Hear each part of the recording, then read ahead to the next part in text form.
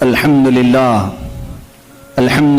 الحنان المنان الذي خلق الإنسان وعلمه البيان، والصلاة والسلام على رسوله سيد الإنس والجان وعلى آله وأصحابه ذوي الخير والإحسان، أما بعد، فأعوذ بالله من الشيطان الرجيم. بسم الله الرحمن الرحيم. إن في خلق السماوات والأرض واختلاف الليل والنهار لآيات لأولي الألباب. صدق الله مولانا العظيم وبلغنا رسوله النبي الأمين المتين المختار الكريم، ونحن على ذلك لمن الشاهدين والشاكرين والحمد لله رب العالمين. بارگاہ رسالت معاف صلی اللہ علیہ وسلم میں درود پاک کا ہدیہ پیش کریں.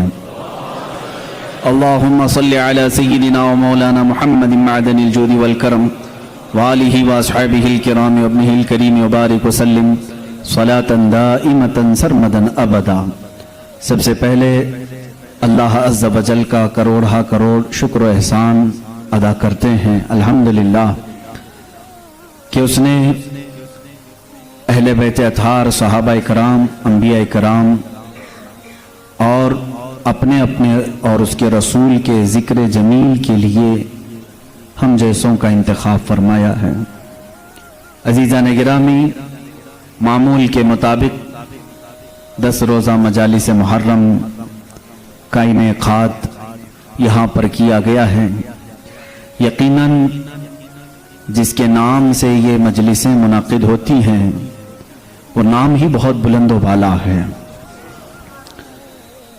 سید الشہداء امام علی مقام سیدنا امام حسین رضی اللہ تعالی عنہ وارضاہ عنہ، ذکر تو ان کا مقصود ہوتا ہے محرم میں، لیکن ان کے ذکر کے ساتھ ساتھ ہم تمام اہل بیت اور تمام صحابہ خلفائے راشدین کا بھی ذکر کرتے ہیں.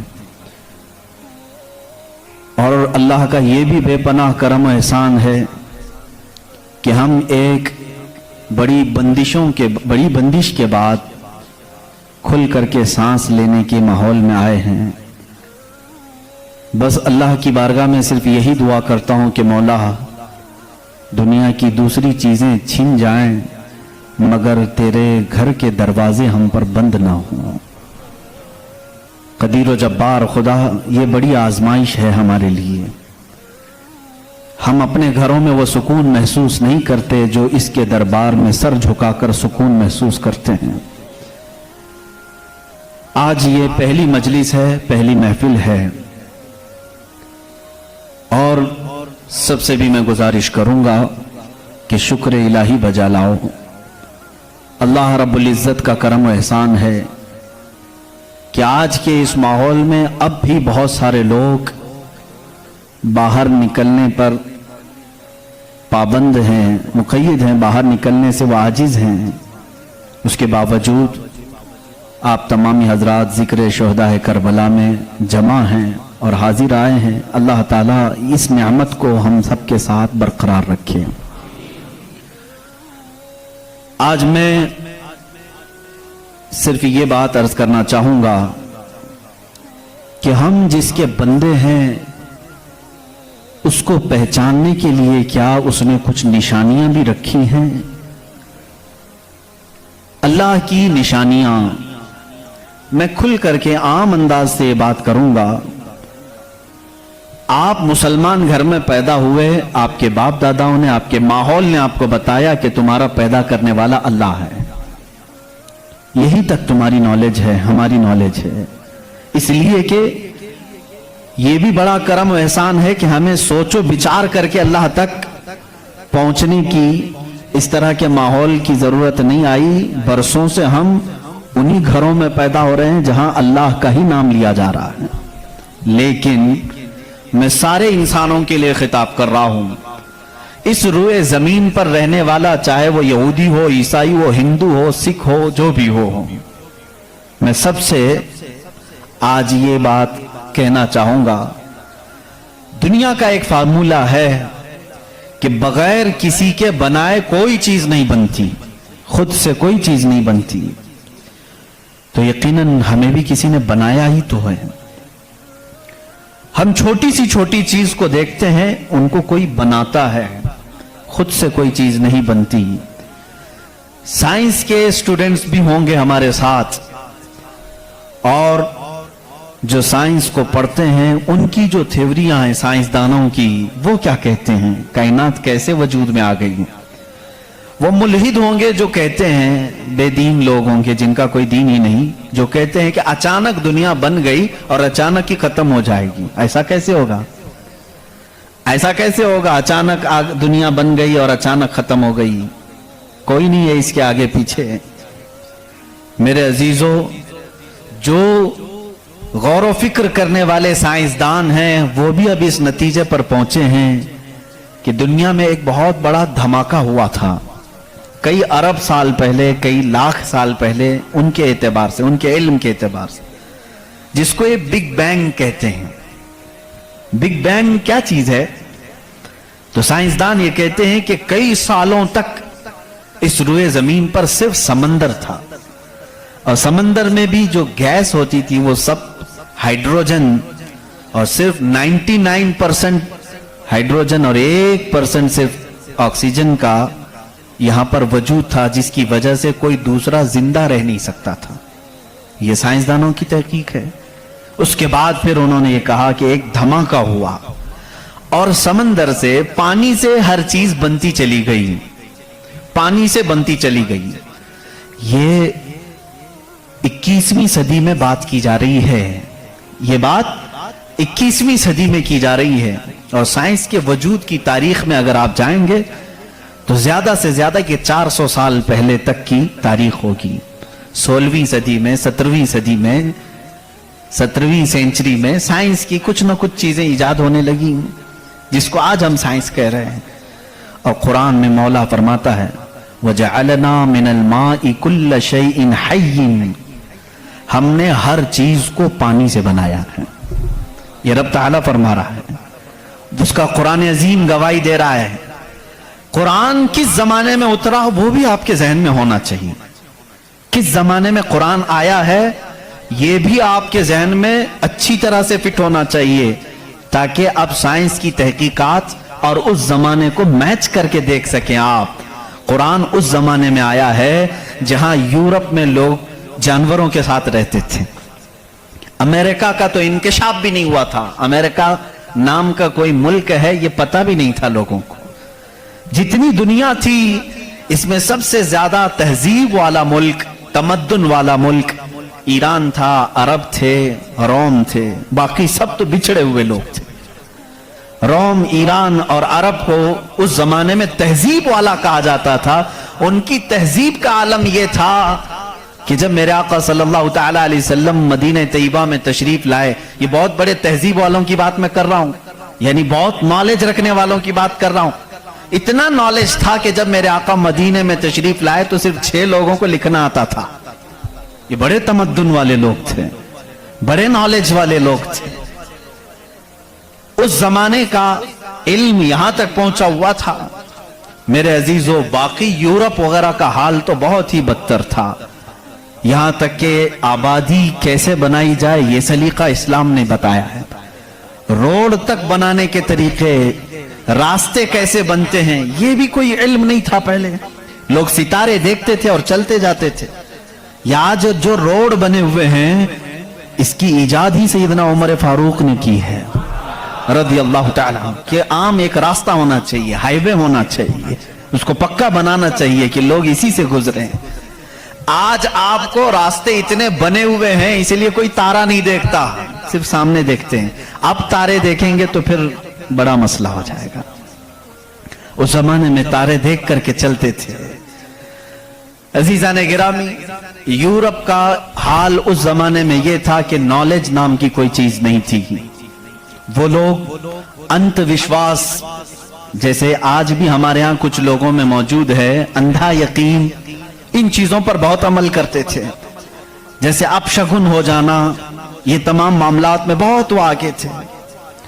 हत्ता कि बीमारियों को भी वो बीमारी नहीं समझते थे। जैसे आज यूरोप जादू टोने पर यकीन नहीं रखता, हर चीज को बीमारी कहता है। उस जमाने में हर बीमारी को वो जादू समझते थे, शैतान समझते थे। बीमारी का उनको इदराक भी नहीं था। इस्लाम में जो फुकहा पैदा हुए, जो अतिब्बा पैदा हुए, जो साइंसदान पैदा हुए, उन्होंने बीमारी के मुतालिक बहुत सारे तहकीकात पेश किए। सिर्फ ये बात मैं अर्ज करना चाहूंगा कि कुरान उस जमाने में नाजिल हुआ है जब इल्म का वजूद ज्यादा नहीं था लोगों के पास, इतना कि कोई इक्का दुक्का लिखना जानता था। और किस पर नाजिल हुआ यह भी आपके जहन में होना चाहिए। दो चीजें दिमाग में रखें, उसके बाद फिर मैं कुरान की आयतें पढ़ता हूं। एक, माहौल ऐसा है, साइंस का वजूद नहीं, इल्म का वजूद नहीं, इल्म नाम की चीज ही नहीं थी लोगों के पास। और जिस पर नाजिल हुआ वो ऐसा रसूल है जो किसी का शागिर्द भी नहीं, कोई उस्ताद नहीं, मुहम्मद रसूलुल्लाह सल्लल्लाहु तआला अलैहि वसल्लम। उन पर कुरान नाजिल हुआ, ऐसे माहौल में नाजिल हुआ जब कोई इल्म जानने वाला नहीं था। और जिस पर नाजिल हुआ वो किसी यूनिवर्सिटी से पढ़ा, किसी कॉलेज से पढ़ा, किसी मदरसे से पढ़ा हुआ रसूल नहीं। उस रसूल का मुअल्लिम और उस्ताद सिर्फ खालिक कायनात है। जिब्राइल अलैहिस्सलातु तस्लीम का भी सिर्फ इतना काम रहा है, जो रब ने हुक्म दिया उतना ही पहुंचा दिया। बल्कि बहुत सारी कुरान की बातें ऐसी हैं जो जिब्राइल पहुंचा तो गए लेकिन उसका इल्म उन्हें भी नहीं दिया गया, उन्हें भी नहीं दिया गया। अब ये दो बातें किसी को भी चैलेंज करके बता देना, तारीख की सच्चाइयां इस बात का इनकार नहीं कर सकती। अपने तो अपने, गैरों ने भी हुजूर की तारीख लिखी है और सबों ने इकरार किया है कि मोहम्मद सल्लल्लाहु अलैहि वसल्लम एक ऐसे प्रॉफिट हैं जो पूरी जिंदगी भर किसी उस्ताद के पास गए नहीं, किसी उस्ताद के पास गए नहीं। और ये भी हिकमत है मेरे मौला की, इसीलिए हम उस रसूल को अन्नबीयुल उम्मी कहते हैं। उम्मी का मतलब कुछ बेवकूफ लोग आज के जमाने के जो बदअकीदा हैं वो अनपढ़ करते हैं। रसूल अनपढ़ थे, माअज़ल्लाह। बेवकूफो तुम्हें मालूम नहीं, उम्मी का मतलब होता है किसी से पढ़ा हुआ नहीं। अनपढ़ में और किसी से ना पढ़ा हुआ होने में बहुत बड़ा फर्क है। ये दो बातें जहन में रखो। कुरान किस माहौल में नाजिल हुआ और जिस पर नाजिल हुआ वो किसी का शागिर्द नहीं। अब इसकी बातें जब हम बयान करते हैं, साइंसदानों की आंखें फटी की फटी रह जाती हैं। वो कुरान बयान कर रहा है, इन्न फी खल्क़िस समावाति वल अर्दि लआयातिन लिउलिल अलबाब, बेशक ये जमीन की पैदाइश में, आसमानों की पैदाइश में बड़ी मेरी निशानियां हैं। अल्लाह फरमा रहा है, रात को हम जाइल करते हैं, उसी से दिन निकालते हैं। कुरान ये कह रहा है, वजअलना मिनस समाई, आसमान से अल्लाह तबारक व तआला ने, वजअलना समाअ सक़फ़न महफूज़ा, कुरान कहता है हमने आसमान को एक महफूज छत बनाया है। कुरान ये कह रहा है आसमान और जमीन मिले हुए थे, हमने दोनों को फाड़ करके अलग कर दिया और दोनों के मुंह खोल दिया। ये कुरान उस जमाने में कह रहा है। इल्म फलकियात जिसको एस्ट्रोनॉमी कहते हैं, इल्म अर्दियात जिसको जियो फिजिक कहा जाता है, जमीन के मामलात, आसमान के मामलात जानने वाला उस जमाने में कोई नहीं। उस वक्त कुरान कह रहा है आसमान और जमीन मिले हुए थे, हम दोनों को फाड़ दिए, हमने उन दोनों को फाड़ दिया और दोनों के मुंह को खोल दिया। अब का साइंस कहता है जमीन व आसमान को देखने के बाद ऐसा लगता है कि ये गैलेक्सी में मिला हुआ एक सैयारा था और ये फिर जमाने के बदलते बदलते आसमान अलग हो गया, जमीन अलग हो गई। अब का साइंस ये कहता है। और फिर ये बंद नहीं है, जैसे हमारी छत बंद है, ऊपर से पानी डालो तो नीचे कुछ नहीं आएगा, नीचे के फर्शी भी बंद है, नीचे जमीन से कोई चीज यहाँ मस्जिद में नहीं निकलेगी। साइंस अब ये कह रहा है आसमान में जगह जगह सुराख हैं, मुंह खुला हुआ है, जमीन में भी जगह जगह सुराख हैं, दिखने वाले नहीं, ये खुला हुआ है। इसका मतलब मैं भी समझ नहीं पाया था, आसमान खुला हुआ है, जमीन खुला हुआ, मुंह खुला हुआ है, क्या मतलब? कहा कि अल्लाह ताला जब चाहे आसमानों पर पानी डाले तो अपना मुंह खोलता है, बारिश बरसती है, और जमीन का मुंह खुला है। इसका मतलब ये है तुम जहां पर भी, जितनी गहराई में भी जमीन के बीज डालो, इसका मुंह खुला है, वो सीना फाड़ कर बाहर आता है। अगर जमीन बंद होती तो कोई चीज जमीन से बाहर नहीं निकलती, जमीन से कोई चीज बाहर निकलती है, इसका मतलब है कि इनके मुंह खुले हुए हैं। साइंस ने अब भी कहा कि आसमान का मुंह खुला हुआ है, जमीन का मुंह खुला हुआ है। قرآن کس ماحول میں نازل ہوا ہے جب سائنس کا وجود نہیں. ہاں اگر تم یہ کہتے شاید محمد صلی اللہ تعالی علیہ وسلم بہت بڑے کسی سائنسدان کے شاگرد ہوں گے تو تمہارے تاریخ لکھنے والے ہی تمہارے چہرے پر زناٹے دار تھپڑ ماریں گے، اس لیے کہ وہ رسول اپنی 63 سالہ زندگی میں کبھی کسی کے شاگرد نہیں ہوئے، حتیٰ کہ سید الملائکہ کے بھی وہ شاگرد نہیں ہوئے. قرآن یہی کہہ رہا ہے زمین کی پیدائش میں، آسمان کی پیدائش میں میری نشانیاں ہیں. عزیزان گرامی اب میں وہ نشانیاں گناؤں بہت طویل وقت درکار ہے. کبھی آپ نے محسوس کیا کہ آسمان اللہ کی نشانی ہے؟ اللہ کی نشانی ہے. دیکھیں یہاں سب سے بڑی بات قرآن میں کئی جگہوں پر یہ بات آئی ہے افلا تتدبرون افلا یتدبرون افلا تعقلون افلا تتفکرون. اس کا مطلب ہوتا ہے کیوں تم غور و فکر نہیں کرتے، کیوں تم سوچتے نہیں، کیوں تم تحقیق نہیں کرتے، ریسرچ نہیں کرتے. رب تعالیٰ بار بار یہ فرما رہا ہے. یہ کس کے لیے ہے؟ میں ان لوگوں کے لیے کہتا ہوں جو ایک خدا کو چھوڑ کر کروڑوں کے سامنے جھک رہے ہیں. میں ان سے کہتا ہوں تم سوچتے کیوں نہیں؟ کون ہے تمہیں پیدا کیا ہے؟ کون ہے جو تمہیں بنایا ہے؟ قرآن دعوت دے رہا ہے ان کو سوچنے کی. میرا یقین یہ کہتا ہے جو بھی انسان اس کائنات میں ہے اللہ نے اسے اتنی عقل ضرور عطا کی ہے کہ اگر وہ سوچنے پر آ جائے تو وہ اپنے رب تک ضرور پہنچے گا. اگر وہ غور و فکر کرنے پر آ جائے تو جھوٹے خداؤں کو چھوڑ دے گا. ایک صحابی ہیں حضور صلی اللہ تعالی علیہ وسلم پر ایمان لانے کے بعد وہ کہتے ہیں حضور ایام جہالت میں ہمارے سے 2 ایسے معاملات ہوئے، ایک واقعہ یاد کرتا ہوں تو رونا آتا ہے اور ایک واقعہ یاد کرتا ہوں تو ہنسی آتی ہے. جہالت میں ہم کچھ ایسے کام کرتے تھے اسلام لانے سے پہلے کہ ایک واقعہ ایسا ہے کہ ہم رو پڑتے ہیں یاد آتی ہے تو، اور ایک واقعہ ایسا ہے کہ وہ یاد آتی ہے تو ہنس پڑتے ہیں. حضور نے پوچھا وہ دونوں کیا ہیں؟ انہوں نے کہا جہالت میں جب ہمارے گھر بیٹی پیدا ہوتی تو ہم اس کا گلا مروڑ کر دفن کر دیتے تھے. ہم نے اپنے ہاتھوں سے کئی بچیوں کو دفن کیا، وہ جب بھی یاد آتا ہے تو رو پڑتے ہیں، رونا آتا ہے. ہنسی کس بات پر آتی ہے؟ وہ کہتے ہیں ہم جب سفر پر نکلتے تھے تو ہمارے جو خدا ہوتے تھے ان کو آٹے کا بنا لیتے تھے. ہم ویسے تو مٹی کا بناتے ہیں اور پھر پانی میں ڈبوتے ہیں. ان کی ذریت آج بھی موجود ہے. عرب والوں میں اگر میں بیان کروں کہ ہاتھوں سے خدا بنائے جاتے ہیں تو انہیں یقین نہیں آتا. ہندوستان والوں کو بہت جلدی یقین آئے گا. تو وہ صحابی کہتے ہیں ہم آٹے کے بناتے تھے. ان کے جو خدا ہوتے تھے وہ آٹے کے بناتے تھے کیونکہ مٹی کا پتھر کا اٹھا کر لے کر جانے میں بوجھل ہوتا تھا، وزن ہوتا تھا. اتنے بڑے خدا کو کہاں لے کر کے گھومتے رہے. وہ صحابی کہتے ہیں ہم آٹے کا بنا کر لے جاتے. پھر ہنسی کس بات پر آتی ہے؟ کہتے ہیں اگر سفر میں زیادہ بھوک لگتی کبھی اس کا ہاتھ توڑ کے کھا لیتے تھے، کبھی اس کا پیٹ کاٹ کے کھا لیتے تھے کیونکہ آٹے ہی کا تھا.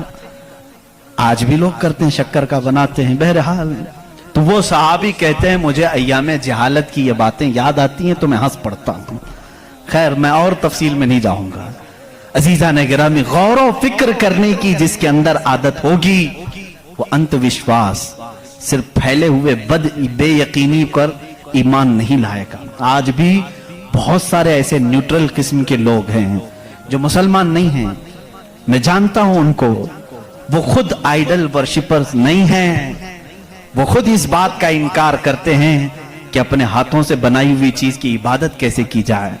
ہم اس پاور کو مانتے ہیں جو ہماری آنکھوں میں نہیں آتا مگر ہم سب کو دیکھ رہا ہے. ایسے لوگ بھی ہیں.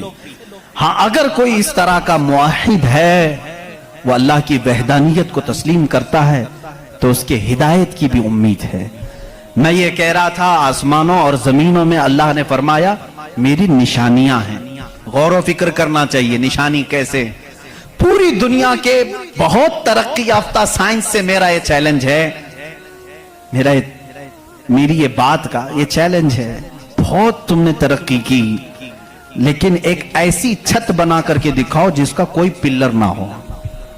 ہوا میں چھت قائم کر کے دکھاؤ اور وہ بھی اتنی موٹی ہونی چاہیے، اتنی موٹی کہ جس کے بارے میں حضور اکرم صلی اللہ علیہ وسلم نے فرمایا کہ اس کی موٹائی 500 سال اگر کوئی گھوڑا دوڑے تو طے نہ ہو پائے. وہ آسمان کی موٹائی. میں उतनी मोटाई की बात नहीं करता हूं, 1 किलोमीटर चौड़ी ही कोई बना करके दिखा दें। साइंस हमारा बहुत तरक्की कर चुका है, नहीं बना सकोगी। लेकिन कायनात की इस पूरी जमीन पर अल्लाह रब्बुल इज्जत ने एक छत हमारे सरों पर रखी है, और सबको मालूम है वो छत कैसी है, बगैर पिल्लर वाली है। कहीं उसको सुतून देखा आपने? अल्लाहुल्लज़ी रफ़अस समावाति बिगैरि अमदिन तरौनहा, कुरान कहता है वो अल्लाह ही है जिसने बगैर सुतून के आसमानों को बनाया, और तुम भी उसको देख रहे हो। कुरान चैलेंज कर रहा है, तुम भी उसे देख रहे हो। और हैरत की बात यह है, हमारे पिल्लर वाली छत के बारे में तो यकीन होगा अब ये गिरेगी नहीं, लेकिन अगर ये तड़कने लगे, कहीं से आवाजें आने लगे, हम भाग करके कौन सी छत के नीचे जाते हैं? पिल्लर वाली छत से हमको खौफ लगता है आजकल गिर ना जाए, और पनाह लेने के लिए उस छत के नीचे जाते हैं जिसका कोई पिल्लर ही नहीं। अल्लाह की निशानियां हैं इसमें। अल्लाह रब्बुल इज्जत फरमाता है तुम देख रहे हो इन आसमानों को हमने कैसे कायम किया है। अब इसकी तहकीकात जो एस्ट्रोनॉमी पढ़े हुए हैं वो जानते होंगे, इल्म फलकियात उसको कहते हैं, आसमानों का इल्म। ये भी अभी सबको पूरा हासिल नहीं हो सका। जो हमारी नजरों में नजर आ रहा है ये तो धुआं है, बादल है। आसमान तक पहुंचने के लिए पता नहीं कितना सफर, और इसमें अल्लाह रब्बुल इज्जत ने सितारों के एक ऐसे झुरमुट को रखा है। आसमान कितना चौड़ा है, कितना लंबा है, गेस कर सकते हैं हम? कभी गेस करेंगे आप? मैं सिर्फ एक हिसाब बताता हूं। उस आसमान में अल्लाह ताला फरमाता है कुल्लुन फी फलकिन यस्बहून, सूरज, चांद, जितने भी गैलेक्सी के स्टार्स हैं, तारे हैं, ये सब आसमान में तैर रहे हैं। अल्लाह फरमा रहा है सूरह यासीन की आयत है, ये सब आसमान में तैर रहे हैं, लटक रहे हैं। अच्छा, जिस पर लटक रहे हैं जाहिर सी बात है वो बड़ा होना चाहिए। अब वो कितना बड़ा होगा?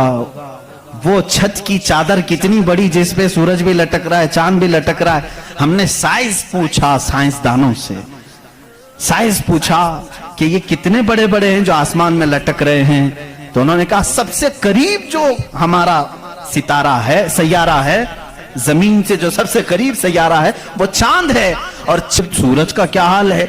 कहा सूरज जमीन से 13 लाख गुना बड़ा है, 13 लाख गुना बड़ा। अब यहां हमारी अकलें शशदर हो जाती हैं, किसी के पास कैलकुलेटर भी नहीं, कितना हिसाब करें?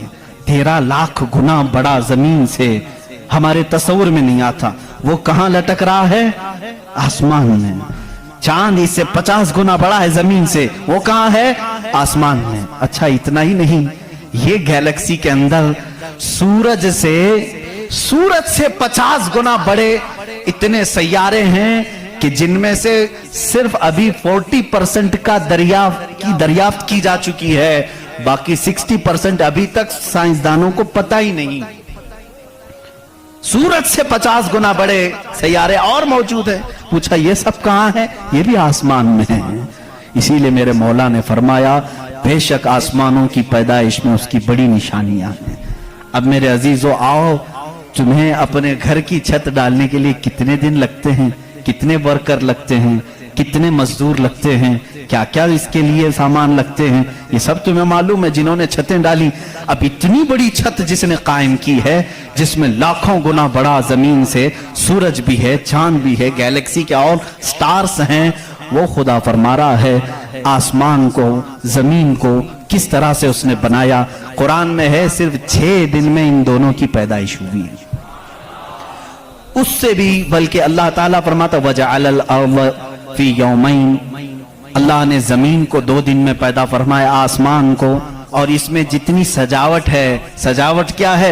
ये पूरे समंदर को रब फरमा रहा है वो जमीन की जीनत है, जितने दरख्त हैं वो जमीन की जीनत हैं। और आसमान की जीनत क्या है? चांद है, सूरज है, सितारे हैं। ये सब 4 दिन में बने, कुल 6 दिन में इनकी पैदाइश हुई है। कुल 6 दिन में इनकी पैदाइश हुई है। मियां हमारी दुकान नहीं बनती 6 दिन में, और वो खालिक कायनात फरमा रहा है 6 दिन में इस पूरी कायनात के जमीन और आसमान की पैदाइश हुई।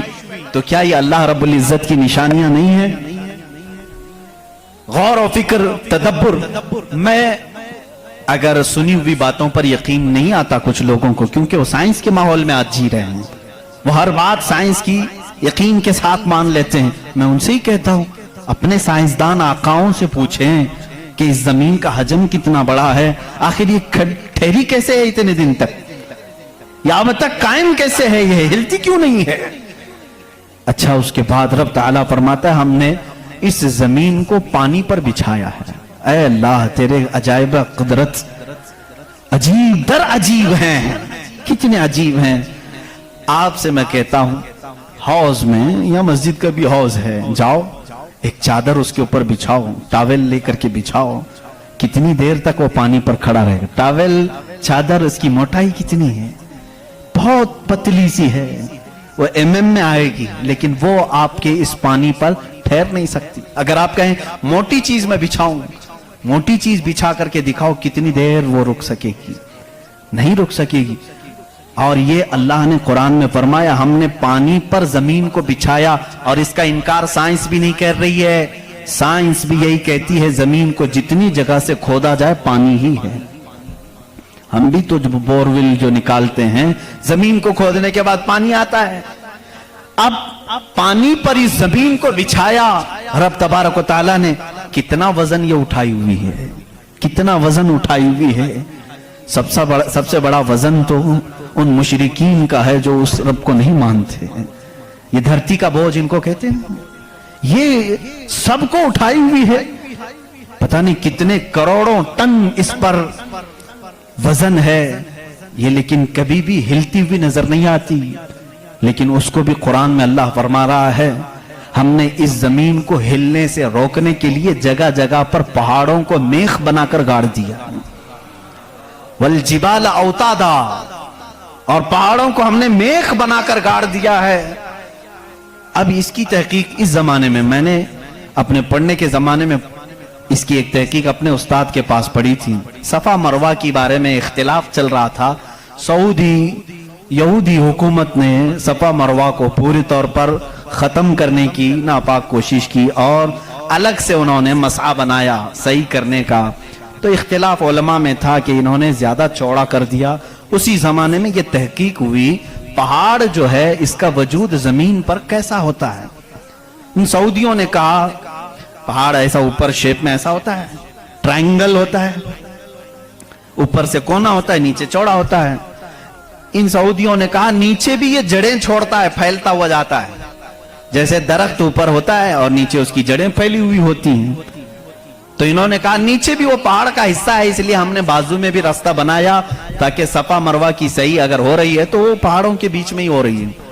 میرے استاد گرامی مصر کے ہیں، انہوں نے پوری اس پر تحقیق کے ساتھ کتاب لکھی، چیلنج کیا، کہا پہاڑوں کو اگر کھود کر کے دیکھو ہمارا یقین یہ کہتا ہے، انہوں نے بہت سارے دلائل سے ثابت کیا پہاڑ اوپر سے جو اس طرح کے شیپ کا ہوتا ہے، ٹرائنگل اوپر سے، نیچے وہ جڑیں نہیں چھوڑتا بلکہ اندر جاتے جاتے اور باریک ہو جاتا ہے، اندر باریک ہوتے ہوتے ہوتے بہت پتلا ہو کر نیچے تک جاتا ہے۔ میں نے پوچھا نیچے کتنی اندر تک ہے؟ انہوں نے کہا جو پہاڑ تمہیں اوپر دکھ رہے ہیں یہ پہاڑ کا 1% ہے، باقی 99% پورا نیچے ہوتا ہے۔ یہ پہاڑوں کی اونچائی، یہ پہاڑوں کی جو اونچائی ہے یہ 1% ہے، 99% پورا نیچے ہوتا ہے۔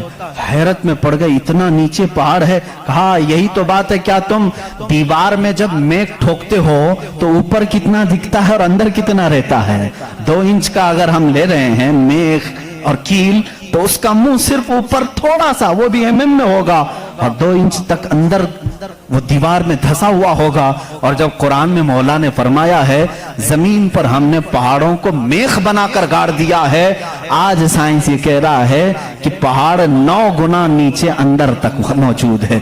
قرآن کس زمانے میں نازل ہوا؟ آسٹرونومی نہیں تھی، آسٹرولوجی نہیں تھی، زمین کے یہ جیو فزک نہیں تھے، آلہ جات نہیں تھے، تحقیق کے لیے مائکروسکوپ، ٹیلیسکوپ کچھ نہیں تھا۔ اس زمانے میں قرآن زمین کے اندر کی بات بتا رہا ہے۔ یہ عظیم معجزہ ہے قرآن کا میرے عزیزو، اسی لیے قرآن کہتا ہے سوچتے کیوں نہیں، فکر کیوں نہیں کرتے؟ وہی ہے خالق کائنات جس نے اس پورے نظام کو بنا رکھا ہے۔ یہ اتنی نہیں ہے، یہ جو زمینوں میں نظر آ رہی ہیں ان کی تحقیقات کرتے کرتے کئی لوگوں کی زندگیاں ختم ہو گئی. کچھ چاند کی تحقیق پر چلے، کچھ سورج کی تحقیق پر چلے، کچھ زمین کی تحقیق پر چلے. انسانوں کو بھی اللہ نے یہ علم دیا ہے، یہ عقل دیا ہے. یہ جو سائنسدان اپنی تحقیق کر رہے ہیں یہ کبھی یہ نہ سمجھیں کہ یہ ہماری مارے ہوئے تیر ہیں، بلکہ اللہ اپنے بندوں کو خود اتنی سمجھ بوجھ دیتا ہے کہ وہ اس کی نشانیوں کی کھوج لگائیں اور کائنات کو بتائیں کہ کوئی تو ہے جو طاقت اسے چلا رہی ہے، کوئی تو ہے نظام جو اس کی پرورش کر رہا ہے. لیکن یہ دھوکہ باز بن جاتے ہیں کچھ لوگ کہ وہ تحقیق کر کے سمجھ تو جاتے ہیں لیکن بعد میں جب ان کو علم ہوتا ہے کہ اس کے پیچھے کوئی طاقت ہے وہ بتا نہیں پاتے، اس لیے کہ کفر ان کے دلوں میں رچ بس چکا ہے. آپ کو ایک اور سائنس کے اسٹوڈنٹس کے لیے بھی یہ بات ہے.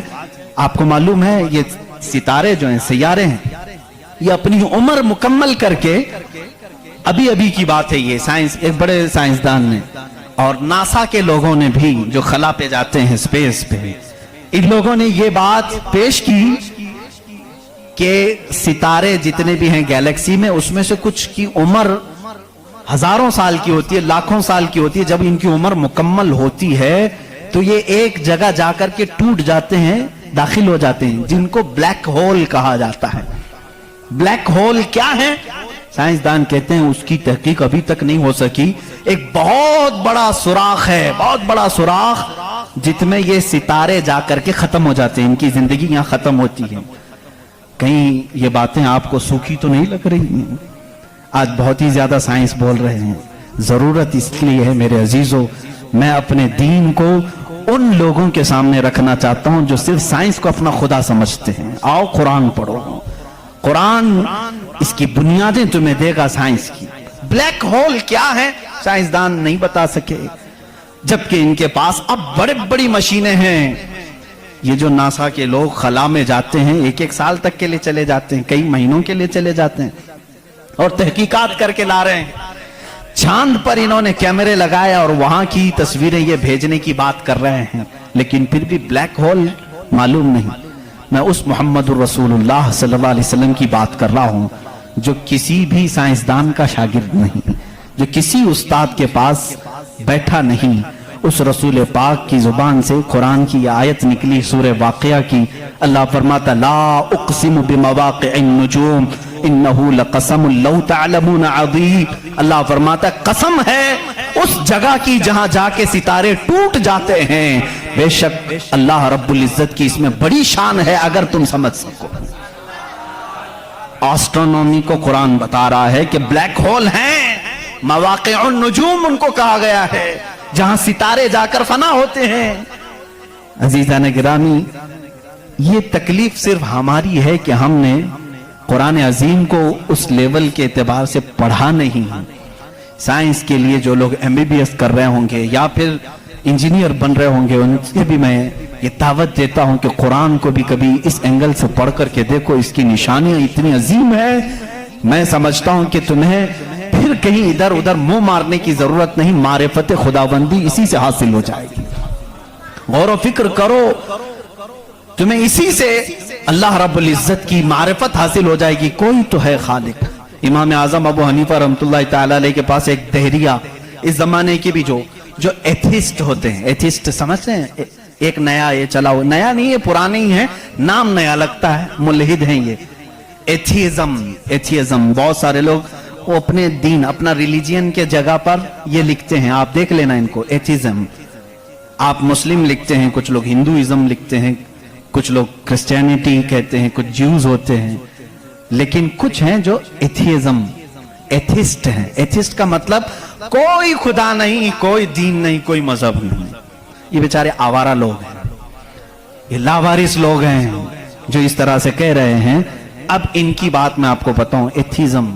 اس طرح کا ایک ایتھسٹ امام اعظم ابو حنیفہ کے پاس آیا، اس نے کہا خدا ہے؟ تم بار بار خدا کی بات کرتے ہو، مجھے تو نہیں لگتا، کوئی نہیں ہے. اگر ہے تو دکھتا کیوں نہیں؟ بہت ساری چیزیں ہیں ایسی آپ نے سمجھایا جو دکھتی نہیں لیکن ہے، بہت ساری چیزیں. اس نے کہا ایسی کوئی چیز نہیں ہے جو ہے اور دکھتی نہیں. آپ نے اس کو ایک تماچا لگایا، ڈھیلا اٹھا کر کے مار دیا. اس نے کہا میں سوال کیا تم نے مار دیا. کہا کیا ہوا مارا؟ کہا درد ہو رہا ہے. کہاں ہے درد؟ اب ہو رہا ہے، دکھتا نہیں ہے لیکن احساس ہے. بہت ساری چیزیں ایسی ہیں جو دکھتی نہیں ہے لیکن ہے، ان کا وجود ہے. بہرحال آپ نے اس کو جواب کیا دیا؟ کہا سنو، میرے ساتھ آج ایک بڑا عجیب واقعہ پیش آیا. میں سمندر کے کنارے گیا تھا، میں نے دیکھا ایک کشتی کو، اور وہ کشتی کی تعجب خیز بات یہ تھی کہ وہ اکیلے چل رہی ہے، کوئی نہیں چلا رہا. سامان خود سے وہ لاد لیتی ہے اپنے اوپر اور چل پڑتی ہے سیدھے راستے پر. پھر تھوڑی دیر کے بعد ساحل پر آتی ہے اور اپنا سامان خود ہی اتارتی ہے. پھر جیسے ہی وقت ہوتا ہے پھر چل پڑتی ہے. کوئی کشتی بان نہیں، کوئی ملا نہیں، کوئی کیپٹن نہیں اس کے اندر، سواری بھی نہیں، خود سے سب چل رہی ہے. یہ اس دور میں امام اعظم کہہ رہے ہیں جب الیکٹرانک دور نہیں تھا. آج کے لوگ ہو سکتا ہے یقین کر لیں الیکٹرانک کشتی ہوگی، ہو سکتا ہے کوئی اس کو الیکٹرانک مشین چلا رہی ہوگی. ایسا نہیں ہے، اس زمانے میں کوئی اس چیز کی ایجاد نہیں تھی. اس نے کہا کیا پاگل پن کی باتیں کر رہے ہو، کس کو بنا رہے ہو تم؟ کیا ایسی کوئی کشتی ہے جو خود سے سامان بھی اتارتی ہے اور چڑھا بھی لیتی ہے اور چلنے بھی لگ جاتی ہے؟ امام اعظم ابو حنیفہ رحمۃ اللہ علیہ نے فرمایا اتنا تیرا دماغ چلتا ہے کہ کوئی کشتی سمندر پر بغیر چلانے والے کے نہیں چلتی. یہ پورے دن اور رات کا نظام اور لوگوں کی موت و حیات کا نظام، زمین سے پودوں کو نکالنے کا نظام، برابر وقت پہ موسم کے آنے کا نظام بغیر کسی کے چلائے کیسے چل سکتا ہے؟ کبھی اس میں تاخیر تم نے دیکھی؟ کبھی تم نے یہ دیکھا کہ رات ہوئی ہی نہیں؟ کبھی تم نے دیکھا کہ دن ہوا ہی نہیں؟ وہ اپنے وقتوں پر ساری چیزیں چلا رہا ہے. عزیزان گرامی، ان تمام چیزوں میں ایک نشانی ہے اس کے وجود کی. اسی لیے اللہ رب العزت نے سورہ اخلاص میں فرمایا قل هو اللہ احد. اے محبوب آپ فرما دے وہ اللہ ایک ہے. اب ایک ہونے کی نشانیاں بھی بہت ہیں، ایک ہونے کی نشانیاں بھی بہت ہیں. ہم بچپن میں پڑھتے تھے، ہمارے پاس ایک ہمارے والد کتاب پڑھاتے تھے، اس میں ایک سوال ایک بوڑھی عورت سے کسی نے کیا تھا کہ بڑی بھی تم نے اللہ کو ایک مانا ہے؟ کہا ہاں بالکل. وہ چرخہ سیلتی تھی، چرخہ جس میں کپڑے سلے جاتے ہیں. مولوی صاحب نے پوچھا کیا دلیل ہے کہ کوئی نظام کو چلا رہا ہے، کوئی ہے خدا؟ اس نے کہا میری مشین یہ سب سے بڑی دلیل ہے میرے لیے. کہا کیسے؟ کہا یہ جو چکر کاٹتی ہے مشین، جب تک میں پاؤں ہلاتی نہیں یہ چرخہ چلتا نہیں. یہ نظام شمسی پورا بغیر کسی کے چلائے کیسے نہیں چلتا؟ کہا اچھا ٹھیک ہے، بڑی عقل مند عورت ہے، مشین کو ہی اللہ کی نشانی سمجھ لیا تو نے. اس عورت سے انہوں نے دوسرا سوال کیا اچھا چلو ٹھیک ہے کوئی تو ہے چلانے والا، یہ کیوں کہتی ہو کہ وہ ایک ہی ہے؟ کہا چلو ٹھیک ہے اس کی بھی نشانی میری یہ مشین ہے، اس کی نشانی بھی میری یہ مشین ہے. کہا کیسے؟ کہا چلو میں ادھر سے چلاتی ہوں تو ادھر سے چلا، بیٹھ جا میرے سامنے، میں ادھر سے چلاتی ہوں تو ادھر سے چلا، پھر دیکھتے ہیں کپڑے کی حالت کیا ہوتی ہے. کپڑا جو ہے ہو سکتا ہے لیڈیز کی بجائے جینز کا ہو جائے، جینز کی بجائے لیڈیز کا ہو جائے، کچھ کا کچھ بن جائے. کیوں؟ انہوں نے کہا بات تو صحیح ہے. اس بوڑھی عورت نے کہا میں نے اپنے چرخے سے ہی یہ دین سیکھا کہ اگر کائنات میں ایک کے بجائے دوسرا ہوتا تو جھگڑے ہو جاتے. ایک خدا کہتا میں بارش برساؤں گا، دوسرا کہتا نہیں نہیں میں دھوپ ڈالوں گا، تیسرا کہتا نہیں میں ٹھنڈی لاؤں گا.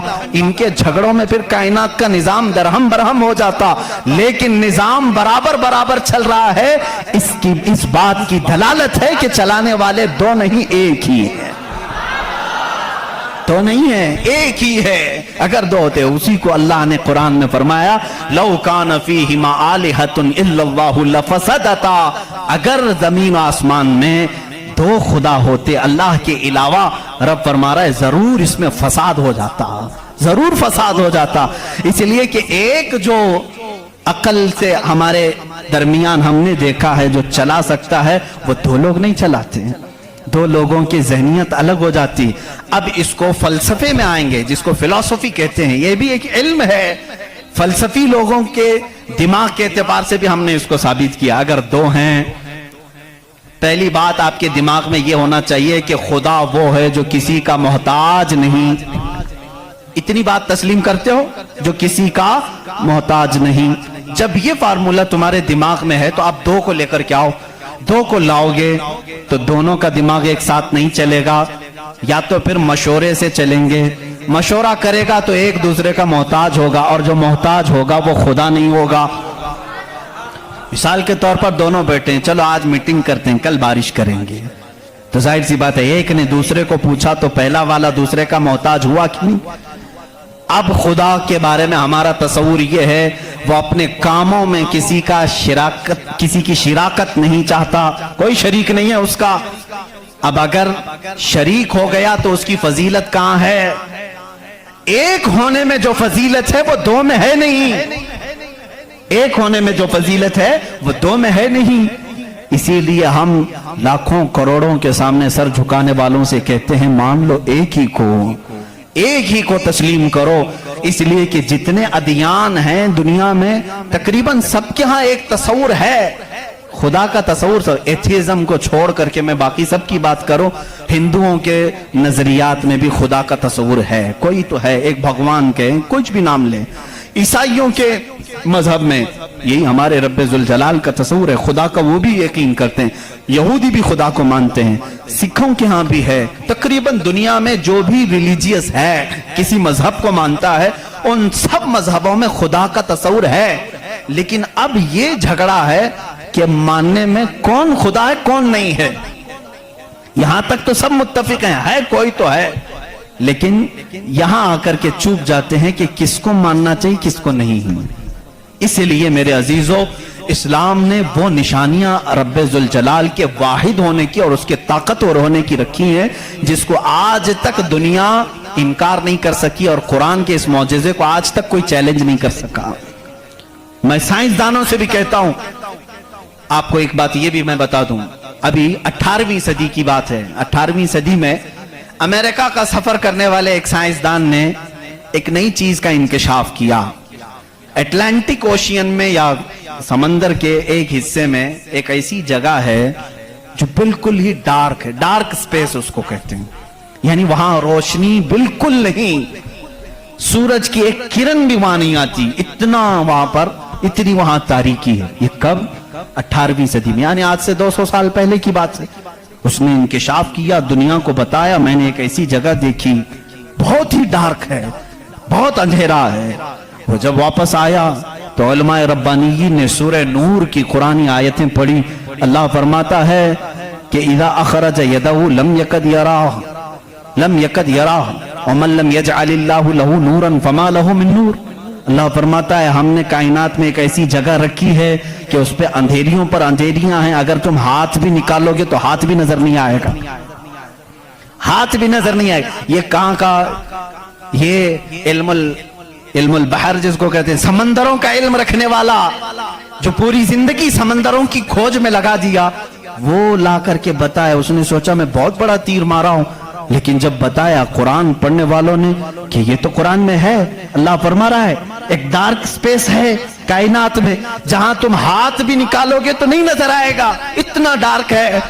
وہ سٹپٹا گیا، پریشان ہوا، میں اس کی تحقیق کروں گا، یہ قرآن میں آئی کیسے بات؟ سب سے پہلا دنیا کا میں انکشاف کرنے والا ہوں، میں اس کو سب کو بتانے والا ہوں، پہلا فرسٹ آدمی میں ہوں، یہ پہلے سے کہاں سے آ گئی قرآن؟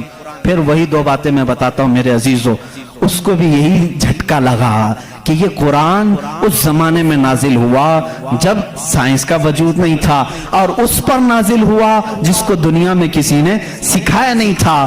بعد میں پھر اس نے یہ سوچا شاید ہو سکتا ہے پروفیٹ محمد صلی اللہ علیہ وسلم سمندروں کا سفر بہت کرتے ہوں گے، ان کے سمندروں کے سفر میں شاید کبھی یہ جگہ آ گئی ہوگی، اس لیے انہوں نے اپنے من سے قرآن میں یہ لکھ دیا ہوگا۔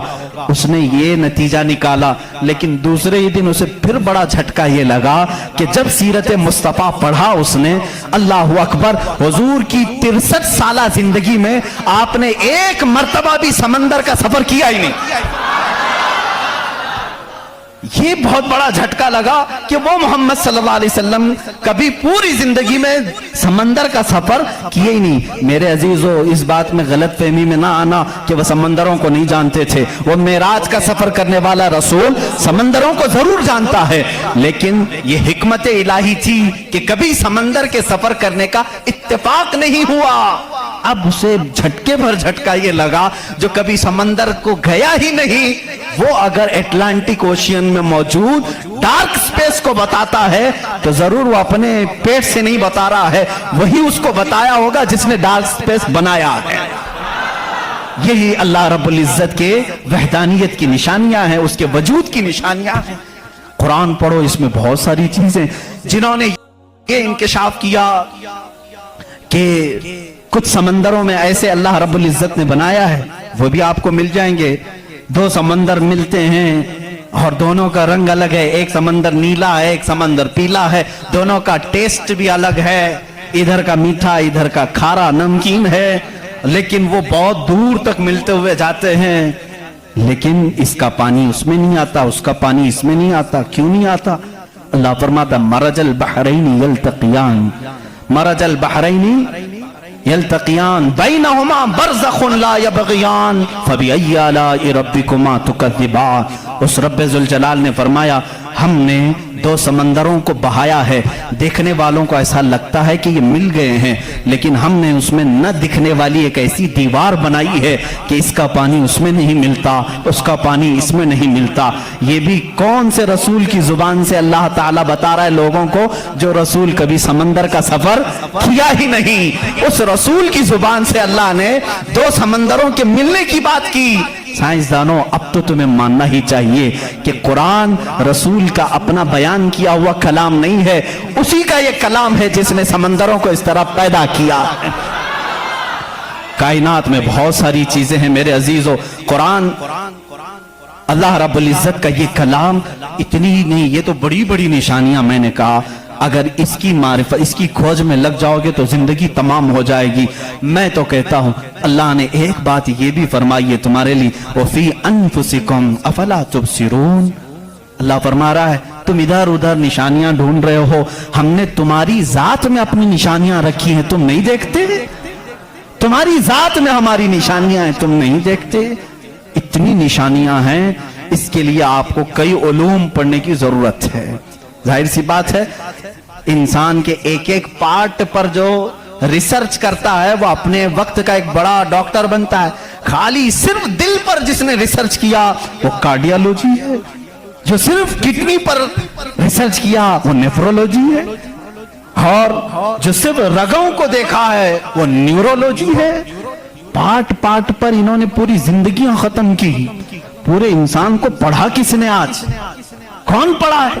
اسی لیے امام اعظم ابو حنیفہ رحمۃ اللہ علیہ نے فرمایا من عرف نفسہ فقد عرف ربہ، جس نے صرف اپنی ذات کو پہچان لیا وہ اپنے رب کو پہچان لے گا۔ تمہارے جسم میں جس طرح کی چیزیں اللہ نے بنائی، ڈاکٹر سے جا کر کے پوچھو کہ ہمارے جسم کے اندر کا جو نظام ہے، ایک بار جو نس کٹ گئی 1000 ڈاکٹر مل کر کے وہ نس نہیں قائم کر پاتے۔ یہ رگوں کا سلسلہ ایسا ہے، اور فرمایا گیا بلکہ تحقیقات بتاتی ہیں ہمارے جسم کے اندر موجود یہ نسوں کو رگوں کو نکال کر کے اگر بچھا دیا جائے کئی 1000 کلومیٹر لمبی ہو جائیں گی، کئی 1000 کلومیٹر لمبی ہو جائیں گی۔ یہ نسوں کا اتنا لمبا سفر ہو جائے گا، اتنا سارا مواد اللہ نے تمہارے جسم میں رکھا۔ اور رب تعالیٰ یہ فرماتا ہے، مفاہیم آیات میں بیان کر رہا ہوں، کبھی آپ نے سوچا ہم نے زبان سے جو جو چیزیں کھائی، اللہ اکبر، میں ایک بڑے محقق کے حوالے سے کہتا ہوں، روٹی کو انہوں نے کہا تمہاری روٹی تمہارے کھانے اللہ کی نشانیاں ہیں۔ میں نے پوچھا روٹی بھی نشانی ہے اللہ کی؟ کہا ہاں۔ تم ایک روٹی کو کہاں کہاں سے حاصل کرتے ہو؟ اناج کھیت سے لیا، فصل جب آئی اس کو کٹایا، پسایا، آٹا بنایا، پھر گھر میں لایا، گوندھنے کے لیے دیا، آٹا گوندھا گیا، روٹیاں بیلی گئیں، توے پر رکھی گئیں، بن گئی۔ کتنی منزلوں سے گزری، کھیت سے آئی، پسائی میں گئی، گندھائی میں گئی، پکائی میں گئی، اب اس کے بعد ریڈی ہو کر تمہارے برتن میں آئی۔ اس کے بعد تم نے کیا کیا؟ اب تک سب تمہارا اختیار چل رہا ہے، تم اپنی مرضی سے کر رہے ہو۔ گیہوں کا لانا ہے، جو کا لانا ہے، جوار کا لانا ہے، کس کا لانا ہے، تمہاری مرضی۔ آٹے سے کتنا گوندنا ہے، نرم گوندنا ہے، موٹا گوندنا ہے، تمہاری مرضی۔ روٹی موٹی پکانی ہے، پتلی پکانی ہے، تمہاری مرضی۔ روٹی پک جانے کے بعد 4 ٹکڑے کرنے، 5 ٹکڑے، 2 ٹکڑے، تمہاری مرضی، سب تمہاری مرضی ہے۔ اس کے بعد تم چبا کر کے کھا گئے، उस रोटी को चबाकर खा गए, निगल गए। ये रोटी जब हलक से उतर गई, अब तुम्हारी मर्जी नहीं है। उस एक ही रोटी से गोश्त भी बनता है, उसी एक रोटी से खून भी बनता है, उसी एक रोटी से मनी भी बनती है, उसी एक रोटी से पीप भी बनता है, उसी एक रोटी से कफ और बलगम भी बनता है, उसी एक रोटी से सब चीजें बन जाने के बाद हमारे फुजलात भी निकलते हैं। मैं नहीं समझ पाया। ऐ मेरे अजीजों, मुझे बताओ, एक रोटी लो, उसके एक टुकड़े से तुम गोश्त बना के दिखाओ, दूसरे टुकड़े से तुम खून बना के दिखाओ, तीसरे टुकड़े से तुम पीप बना के दिखाओ, चौथे टुकड़े से तुम बलगम बना के दिखाओ, नहीं कर सकोगे। इसलिए कि सिर्फ गूंदने पकने तक तुम्हारी मर्जी चलती है, हलक से नीचे उतर जाने के बाद खुदा कदीर जब्बार का निजाम चलता है। तुम्हारे रिस्क में उसकी निशानियां हैं। कौन है जो बनाता है हमारे जिस्म के अंदर इस रोटी से हमारे जिस्म का हिस्सा? पूछो, जाकर किसी से भी पूछो, यह हमारा जिस्म मोटा ताजा गोश्त कैसे बन गया? ये खाने अच्छे खाओगे, इससे बन गया। हमने कहा हम खाने काजू बादाम भी खा रहे हैं तो भी गोश्त बन रहा है, रोटी खा रहे हैं तो भी गोश्त बन रहा है, चावल खा रहे हैं तो भी गोश्त बन रहा है। और खून ऐसा लिक्विड है कि बाजार में मिलता नहीं, किसी इंसान का ही लेना पड़ता है। इसको कौन बनाया है? कहा इसको भी रोटी से ही बनाया है, काजू बादाम से ही बनाया है, फलों से ही बनाया है। हम पूरी दुनिया की ग़िज़ाएं लाकर चक्की में पीस करके भी खून का एक कतरा नहीं पैदा कर सके, लेकिन वो रब्बे ज़ुल जलाल हमारे लुक्मे के नीचे जाते ही निजाम को शुरू फरमा दिया है। कैसा वो निजाम है, कैसा वो निजाम है। ऐ मेरे अजीजों, इसीलिए मेरा मौला फरमाता है फी अनफुसिकुम अफला तुबसिरून, तुम्हारी जात में मेरी निशानियां हैं, क्यों तुम नहीं देखते, क्यों तुम नहीं देखते? आपको अगर मैं जातियात, नफ्सियात, तबईयात, ये जो उलूम है इस पर गुफ्तगू करूं तो एक बड़ा अलग टॉपिक हो जाएगा। अल्लाह ताला ने इस निजाम को कैसे बैलेंस रखा है जानते हैं आप? कभी आपको मालूम है हमारे कानों में एक अलाइनमेंट होता है, जैसे व्हील अलाइनमेंट करते हैं, हमारे दोनों कानों के बीच में एक कतरा छोटा सा अल्लाह ने रखा, ये बैलेंस को बरकरार रखता है। जो सनकी होते हैं, जिनको कहते हैं पागल हो गया, झोले खाता रहता है, ये कौन लोग हैं जानते हैं आप? जिनको कभी कभार फीड्स आ जाती है, चलते चलते आड़े टेढ़े हो जाते हैं, ये कौन है? जिनका सिर्फ वो कानों के बीच का एक कतरा भी हिल गया, तुम्हारा बैलेंस नहीं बिगड़ जाएगा। तुम खड़े कैसे होते हो? दो पैरों पर सीधे खड़े रहते हो, जब तक चाहो खड़े रहो, चलना चाहो तो सीधे चलते हो। अगर वो बैलेंस चूक गया, जैसे कार व्हील अलाइनमेंट छूटने से इधर उधर जाने लगेगी, तुम्हारे पैर लड़खड़ाने शुरू हो जाएंगे। इस एक हल्के कतरे से अल्लाह ने तुम्हारे पूरे वजूद को रखा है। तुम्हें टेढ़ा करने के लिए सिर्फ उस कतरे को जुम्बिश देने की जरूरत है, सिर्फ जुम्बिश देने की जरूरत है। मैंने साइंस की एक तहकीक पढ़ी, अल्लाह अकबर, हैरत होती है। उन्होंने ये तहकीक करके बताया, ये जो तुम्हारी पलकें झपकती हैं, खुलती भी हैं, झपकती भी हैं, जानते हैं आप ये कितनी हल्की हैं और किसी को एहसास भी नहीं होता कब झपकी कब खुली, किसी को एहसास नहीं होता। कहा इसके अंदर कौन सी ताकत है? क्या रबर है, मैग्नेट है, कैसे ये कैसे होती है? इसको एक साइंसदान ने कहा कि अगर किसी की पलक झपकना छूट जाए, नहीं झपक सकती, तो उसको बिल्डोजर से खींच के भी बंद नहीं कर सकोगे, इतनी ताकत लगा करके भी उसे बंद नहीं कर सकोगे, ऐसा फ्लेक्सिबल है, ऐसा रबर है। और अगर बंद हो गई तो खोल भी नहीं सकोगे, पूरी ताकत लगा के टूट के फट जाएगा ये पलक, खुलेगी नहीं, नहीं खुलेगी।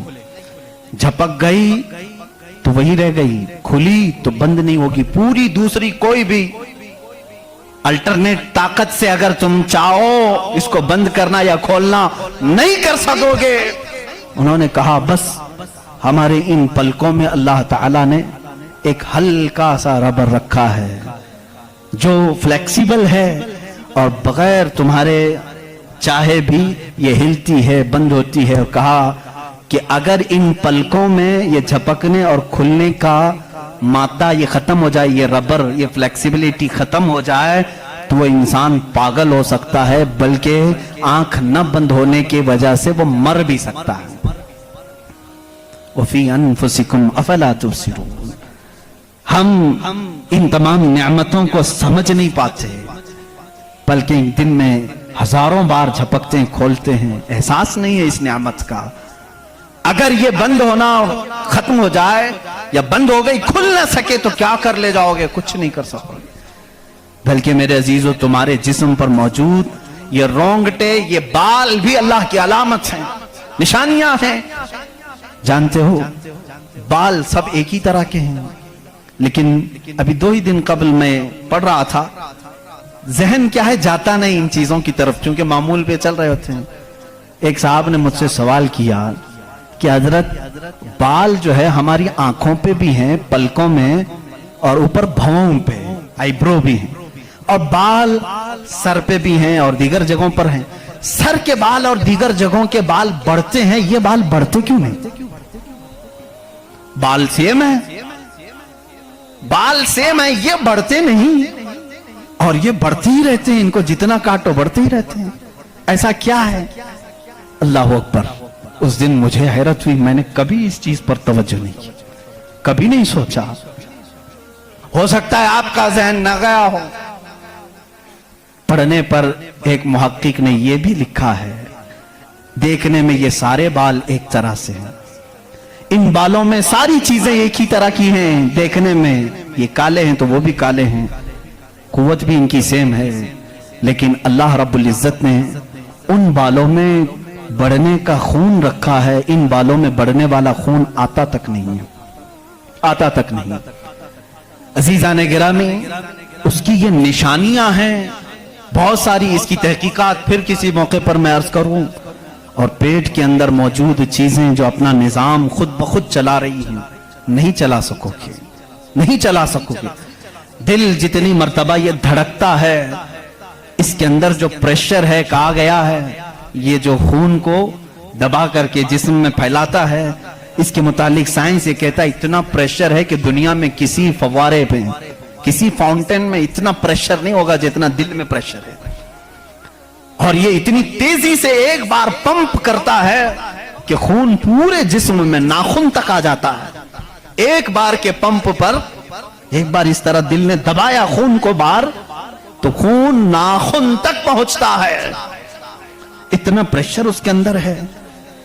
अमेरिका की एक लेबोरेटरी में एक पाकिस्तानी आलिम दीन गए थे, कार्डियोलॉजी थे वो डॉक्टर, वो एक आलिम को लेकर के गए, और कार्डियोलॉजी नहीं, रेडियोलॉजी भी गालिबन कुछ है, जिसमें आवाजें सुनने का आला होता है, एक मशीन होती है जिस्म के अंदर हरकत करने वाली हर आवाज को उसमें सुना जा सकता है। पलक आप झपकते हैं, आप सांस लेते हैं तो इसकी आवाज कैसी होती है। तो उन्होंने कहा आज चलिए लेबोरेटरी में मैं आपको बताता हूं कि दिल की आवाज, हम तो यहां हाथ रखते हैं तो धक धक धक की आवाज आती है। तो उन्होंने कहा हम आपको इससे सुनाते हैं। एयरफोन लगाए गए, बड़ी बड़ी मशीनें थी, हल्की सी भी वहां पर हवा भी आती तो उसकी जोर आवाज आती है। वो एक लैब है। ये आलिम दीन कहते हैं मैंने सुना दिल की आवाज। मैंने पूछा उस डॉक्टर से कि आपके हाँ हर आवाज का नाम लिखा गया है, दिल जो आवाज करता है इसका क्या नाम है आपके यहां? कहते हैं दिल जो है लप लप लप लप ये आवाज करता है, साइंस में ये लिखा गया है। और मुस्कुरा है, कहा थोड़ी सी खता हो गई, बल्कि दिल कहता है रब रब रब रब। हर इंसान का दिल जो धड़कने की आवाज आती है मशीनों से उन्होंने खुद सुना। हाँ हो सकता है कुछ तोतले लोग होते हैं रा को ला कह जाते हैं, हो सकता है तुम्हें लप लप लप सुनाई दिया हो, मगर मेरा ईमान ये कहता है हर दिल रब रब रब ही कहता है। जो उसको धड़कन दिया है अगर वो दिल उसे याद न करे, अजीजा ने गिरामी, कायनात की बहुत सारी चीजें उसकी निशानियां हैं, समंदरों में उसकी निशानियां हैं। आपको मालूम है समंदरों का इल्म, इल्मुल बहर जिनको मालूम है, जो गौते लगाते हैं वो कहते हैं जमीन पर जितनी मखलूकात है इसके 10 गुना ज्यादा मखलूकात समंदरों में मौजूद है। समंदरों में यहां जितने कीड़े देख रहे हो, कितने मकोड़े देख रहे हो, यहां जितने किस्म की मखलूकात आप देख रहे हैं इसके 10 गुना ज्यादा मखलूकात समंदरों के अंदर है। कौन है जो उनके रिस्क का इंतजाम करता है? कौन है इनकी परवरिश पर? समंदरों का इल्म अलग है, کہتے ہیں ہم اندر جاتے ہیں تو اس کے اندر اتنی چیزیں کہ ہر بار نئی چیزیں دکھتی ہیں. اور انہوں نے کہا کہ کئی لاکھ قسم کی مچھلیاں گن لی گئیں، لیکن ہر بار غوطہ لگاتے ہیں تو پھر نئے رنگ کی مچھلی نظر آتی ہے. ان کو رنگ دیتا کون ہے اس کے اندر؟ عزیزان گرامی، سمندروں کے علم میں لوگوں نے کہا اس کی گہرائیوں میں کیا کیا موجود ہے. کچھ باتیں تو عقل تسلیم کرتی ہیں، جیسے آپ کو میں نے کہا سمندر میں مچھلیاں ہیں، اندر پیڑ پودے بھی ہیں، آپ سب تسلیم کریں گے، ہوتے ہوں گے. مخلوقات ہیں، ہاں ہوتے ہوں گے، سب ہوتے ہوں گے. لیکن ایک قرآن کے فرامین تفاسیر میں یہ کہا گیا ہے سمندر کے اندر آگ بھی ہے. اب کہاں سے تسلیم کرو گے؟ سمندر کے اندر آگ ہے، کیسے تسلیم کرو گے؟ ظاہر سی بات ہے تم انکار کرو گے. پانی اور آگ ہو ہی نہیں سکتا، اور وہ بھی پانی ہلکا پھلکا پانی نہیں، سمندر کا جوشیلا پانی. اور یہاں پر اسلام میں یہ باتیں کہی گئی ہیں کہ سمندر کے اندر آگ ہے. لیکن یہ دنیا کو اس وقت نظر آ گیا جب سونامی آئی تھی. انڈونیشیا میں جو ساحل پر سونامی کی لہریں جنہوں نے دیکھی، جس کی رفتار 2000 کلومیٹر پر آر تھی، 2000 کلومیٹر پر آر کی رفتار سے وہ پانی چل رہا تھا، اور اس کی ہائٹ جو موجوں کی وہ 200 فٹ اونچی تھی. 200 فٹ اونچی لہریں 1000 کلومیٹر پر آر کی رفتار سے جب جا رہی تھی تو مشاہدہ کرنے والوں نے یہ کہا جب وہ لہریں چلتی تھی تو پیچھے آگ کے شعلے نکلتے تھے، سمندر میں آگ کے شعلے نکلتے تھے. آج سائنس اس بات کو تسلیم کر چکا ہے، سمندر میں کئی ایسے پہاڑ ہیں جو آتش فشاں ہیں، جن کو وولکینو کہا جاتا ہے. آگ اگلنے والے پہاڑ ہیں، آگ اگلنے والے پہاڑ ہیں.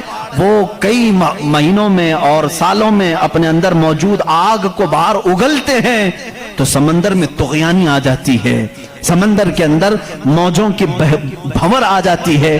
یہ تمام چیزیں آج سائنس کہہ رہا ہے، میرا مولا قرآن میں اس چیز کو بیان فرما رہا ہے. جبکہ پھر میں آپ کو بتا رہا ہوں قرآن اس ماحول میں اترا جب سائنس نہیں تھا، اور اس رسول پر اترا جو سمندروں کا سفر نہیں کیا تھا. اللہ تبارک و تعالیٰ نے پہاڑوں کے علم کے متعلق قرآن میں بیان فرمایا، ستاروں کے علم کے متعلق، سمندروں کے علم کے متعلق، زمین کا یہ جیو فزک ہو، آسٹرونومی ہو، ستاروں کا آسٹرولوجی ہو، علم الفلکیات ہو، اس کے بعد نباتات، یہ پیڑ پودوں کے علم کے لیے بھی قرآن موجود ہے. اللہ رب العزت ان کے متعلق بھی فرما رہا ہے، ان کے جوڑ بنائے گئے. آج دنیا یہ کہہ رہی ہے کہ ایک پیڑ کو دوسرے پیڑ سے لگاتے ہیں تو پھل اچھے آتے ہیں، پھل اچھے آتے ہیں. یہ حدیث پاک میں ملتا ہے. مدینہ طیبہ میں کلمی کرتے تھے صحابہ اس وقت کھجوروں کی. عزیزان گرامی، پیڑ پودوں کی جب تحقیقات ہوتی ہیں تو اب اس پر بھی سائنس حیران ہے کہ ہم نے پھولوں کو دیکھا، یہ پھول جب کھلتے ہیں تو اس میں اچانک آ کر کے پینٹ کون کر جاتا ہے، یہ رنگ کون ڈالتا ہے. ہم نے درختوں کو ہرا ہی دیکھا ہے، ہرے ہی ہوتے ہیں، لیکن جب پھول نکلتے ہیں تو یہ رنگ آتا کہاں سے ہے. اس کی تحقیق کرتے کرتے ڈالیوں کو لوگوں نے چیر دیا، پتوں کو پھاڑ دیا، لیکن پھول کا رنگ پورے درخت میں کہیں نہیں پایا، کہیں نہیں پایا. ان پودوں کو اور ان پھولوں کو کون رنگ دیتا ہے؟ بلکہ حد تو یہ ہے میرے عزیزو، اس کی سب سے بڑی چیز یہ نشانیوں میں سے یہ بھی ہے کہ پیڑ پودوں کو تم لہلہاتے ہوئے آج دیکھتے ہو، ان کی پیدائش پر کیا تم نے غور و فکر نہیں کیا؟ یہ کیسے پیدا ہوتے ہیں، کیسے نکلتے ہیں؟ اللہ اکبر. ان کو تم نے زمین کے اندر بو دیا تھا، مٹی ڈال دی تھی اور اس پر پانی ڈال کر برابر کر دیا تھا، لیول کر دیا تھا، اور اچانک دوسرے دن تیسرے دن جا کر دیکھتے ہو وہ زمین کا سینہ چیر کر باہر آیا ہوا ہے. اتنا ہی نہیں، وہ چھوٹا سا کومپل نکلا ہوا پودا باہر آتا ہے. اب وہ کتنی چیزوں کو فیس کرتا ہے، ہواؤں کا بھی مقابلہ کر رہا ہے، طوفان بھی آ رہے ہیں، لیکن وہ پودا وہیں لگا ہی لگا ہے. چھوٹے پودے کو بڑی سے بڑے طوفان ہلا کے نہیں کر سکے. کون ہے وہ ہلکے پودے کی حفاظت کر رہا ہے. بڑی بڑی ہواؤں سے وہ بڑی بڑی طاقتوں کو اڑا لے جانے والی ہوائیں آتی ہیں، لیکن ہلکے پودے کی حفاظت ہو رہی ہوتی ہے. وہ فصلیں لانے تک کون ہے ان کی حفاظت کرتا ہے. قرآن میں 20ویں پارے کی شروع کی آیتیں پڑھو گے آپ کا یقین تازہ ہو جائے گا. امن خلق السماوات والارض وانزل لكم من السماء ماء فانبتنا به حدائق ذات بهجا ما لكم ان تنبتوا شجرها االہ مع اللہ. کیا اللہ کے سوا کوئی ہے؟ اللہ فرماتا کون ہے جس نے زمین کو تمہارے لیے قرار بنایا؟ کون ہے جو زمین کو پھاڑ کر کے اس میں نہریں بنایا؟ کون ہے جو تمہارے لیے آسمانوں کو چھت بنایا؟ کون ہے جو اس میں سے تمہیں رنگ برنگے پودے نکالتا ہے؟ کیا اللہ کے سوا کوئی ہے؟ اے الہ مع اللہ. اس طرح کی 5 آیتیں جس میں سوال ہے اے الہ مع اللہ، کیا اللہ کے سوا کوئی ہے؟ اب میرے عزیزو، میں نے آسمانوں کی بات کی، زمینوں کی بات کی، گیلیکسی کی بات کی، پیڑ پودوں کی بات کی، سمندروں کی بات کی، بلکہ میں نے تمہارے ذات کی بھی بات کی. تمہارے جسم میں موجود ہر عضو، ہر پارٹ اللہ کی نشانی ہے، اللہ کی نشانی ہے. تم میں سے کوئی بھی ایک عضو دوسرا ڈپلیکیٹ بنا نہیں سکتا. بنے گا تو صاف نظر بھی آئے گا. آنکھ چاہے تو بکرے کی لگا لو لیکن دکھائی کچھ بھی نہیں دے گا. اس آنکھ کے اندر جو چیز موجود ہے وہ دوسرا اس کی کاپی کر نہیں سکتا. روبوٹ تو بہت بنا لیے لیکن جینے والا، فیلنگ رکھنے والا انسان دوسرا تخلیق نہیں کیا جا سکا. بلکہ وہ قرآن میں اللہ چیلنج کر رہا ہے. تم تو انسانوں کے ابھی یہ کہہ رہے ہیں کہ جنین بنائے جا رہے ہیں، یعنی ہم ڈپلیکیٹ انسان بنانے کی کوشش کر رہے ہیں. یہودی اس پر ریسرچ کر رہے ہیں لیکن مولا تو فرما رہا ہے کہ یہ ایک مکھی بھی بنا نہیں سکیں گے. 17ویں پارے کا آخری صفحہ ہے جس میں رب تبارک و تعالیٰ فرماتا ہے کہ لن یخلقوا ذبابا ولو اجتمعوا لہ، یہ سارے کے سارے مل کر کے ایک مکھی نہیں بنا سکیں گے. ضعف الطالب والمطلوب. یہ کتنے ہی کمزور قسم کے لوگ ہیں جو دوسری تخلیق کی بات کر رہے ہیں. اسی لیے میرے عزیز ہو، جب کوئی بنا نہیں سکتا، اسی لیے اسلام نے کہا اپنے ہاتھوں سے بھی کوئی جسم نہ بناؤ، اس لیے کہ تم خدا بننے کی کوشش کر رہے ہو. بنانا کسی کے جسم کو صرف کام ہے، اللہ کا کام ہے. اپنے ہاتھوں سے کوئی چیز تعمیر یعنی شکل و صورت والی کوئی بھی چیز نہ بناؤ جو اللہ کی تخلیق ہے. ایسی چیزیں جس میں جان ہے، جو چلتی پھرتی ہیں، ان چیزوں کو بنانے کے لیے منع اسلام نے اسی لیے کیا کہ تم قدرت کی تشبیہ چاہتے ہو، اللہ رب العزت کی برابری کرنا چاہتے ہو، تم سے یہ ممکن بھی نہیں ہو سکے گا. دیکھتے ہو آج ہمارے ہاں ناٹک ہے، ہمارے ہاں لوگوں کا انت وشواس ہم دیکھ رہے ہیں. بے وقوفی کی حد ہو گئی آج بھی کہ لوگ اپنے ہاتھوں سے جس کو بنائے. میں آپ کو بناؤں، خدا کون ہے، تمہارا یقین کیا ہونا چاہیے اور دنیا کیا چاہتی ہے. میں سب کو کھلے عام میسج دے رہا ہوں، سب کے لیے. کچھ لوگ یہ سمجھتے ہیں ہم کو خدا بنانا پڑے گا، پیسے لانا پڑے گا. بنا نہیں سکتے تو مارکیٹ میں جانا پڑے گا، لال پیلا کالا نیلا خدا خرید کر کے لانا پڑے گا. اور اس کے ہاتھ بھی ہوں گے، 4 ہوں گے کہ 5 ہوں گے کہ 6 ہوں گے، ایسے ہاتھوں والا ہم کو لانا پڑے گا. کیسے؟ ارے وہ خدا چل کے بھی نہیں آئے گا، اس کو اٹھا کر کے لانا پڑے گا. بیٹھے گا خود نہیں، بٹھانا پڑے گا. سوئے گا خود نہیں، سلانا پڑے گا. اور اٹھے گا بھی خود نہیں، اٹھانا پڑے گا. اور اسے وہ ڈوبے گا بھی خود نہیں، ڈبانا پڑے گا. ٹوٹے گا بھی خود نہیں، توڑنا پڑے گا. کھائے گا کچھ نہیں، اسے زبردستی کھلانا پڑے گا لوگوں کو دکھانے کے لیے. لوگوں نے اگر اپنے دماغ سے اس کو خدا سمجھا ہے تو میں کہتا ہوں مسلمان کا عقیدہ یہ ہے، میں مجبور ہوں، میں اگر نہیں سو سکتا تو وہ سلاتا ہے، میں اگر اٹھ نہیں سکتا تو وہ اٹھاتا ہے. میں خدا کو اٹھاتا نہیں، میں خدا کو بٹھاتا نہیں، بلکہ میرا عقیدہ یہ ہے خدا مجھے بٹھاتا ہے، خدا مجھے چلاتا ہے، خدا مجھے سلاتا ہے، خدا مجھے کھلاتا ہے، خدا مجھے پلاتا ہے. جب مجھے بھوک لگے تو وہ کھلاتا ہے، جب میں ننگا ہوں تو وہ پہناتا ہے، جب میری جان چلی جائے تو وہ میرا حساب کرتا ہے. ہم اس خدا کی تسلیم، اس خدا کا عقیدہ رکھتے ہیں کہ ہم محتاج ہیں، وہ مالک و مختار ہے. عقیدہ یہ ہو اپنے ہاتھوں سے بنائی ہوئی چیز کو. ارے تمہیں تو فخر کرنا چاہیے. اے آج تو خدا بنا بیٹھا ہے، اس کو فخر سے دیکھو، کہو ارے تو کیا خدا ہے، میں ہی تو بنایا ہوں تجھے. कभी बनाने वाला ये कह सकता है ना, और कोई आकर के सारे लोग इबादत कर रहे हो, कोई आकर के सामने कह दिया सारे भक्तों के पास कि तुम इसको खुदा कह रहे हो, मैं तो लातों से गूंद के बनाया था इसको, मैं तो अपने हाथों से इसको बनाया, तो इज्जत क्या रहेगी। इसीलिए आपने देखा इस्लाम का अकीदा वहदानियत ये है, अकीदा खुदा ये है कि हमने आज तक करोड़ों मस्जिदें हैं, कभी हमने खुदा की जिस्म तो दूर की बात है, कोई शक्ल और तस्वीर भी मस्जिदों में नहीं रखी। क्यों? इसलिए कि अगर तस्वीर लगेगी कहीं खुदा की तो हम उसको खुदा तस्लीम ही नहीं करते, क्योंकि खुदा वो है जो किसी की आंख में आ नहीं सकता, और अगर किसी की आंख में आ गया तो वो खुदा हो नहीं सकता।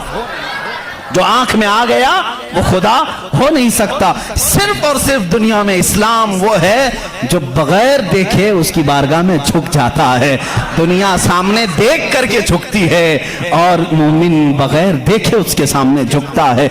यही तुम्हारी सबसे बड़ी सिफत है ईमान वालों, जो कुरान कहता है युमिनून बिल गैब, ये वो बंदे हैं जो गैब पर ईमान लाते हैं।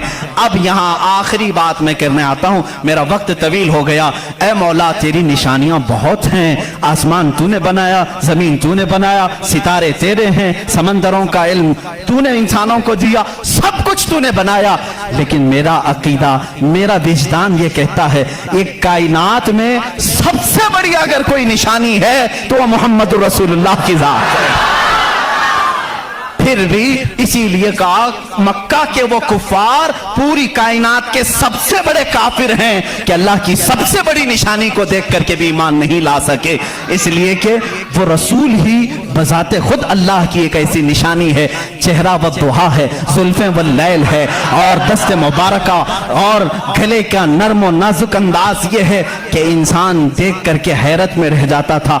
मुस्तफ़ा करीम सल्लल्लाहु अलैहि वसल्लम की जात पर जब मैं गुफ्तगू करूंगा इंशाअल्लाह ये बताऊंगा मेरे अजीजों कि कायनात में सबसे बड़ी निशानी मेरे नबी की जात है, मेरे आका की जात है। और ये भी आपको तस्लीम करना पड़ेगा, आज हम जो झुक रहे हैं मस्जिदों में बगैर खुदा को देखे हुए, किसने बताया कि खुदा है? अगर वो मोहम्मद ना होते तो हमको खुदा का इदराक भी ना होता।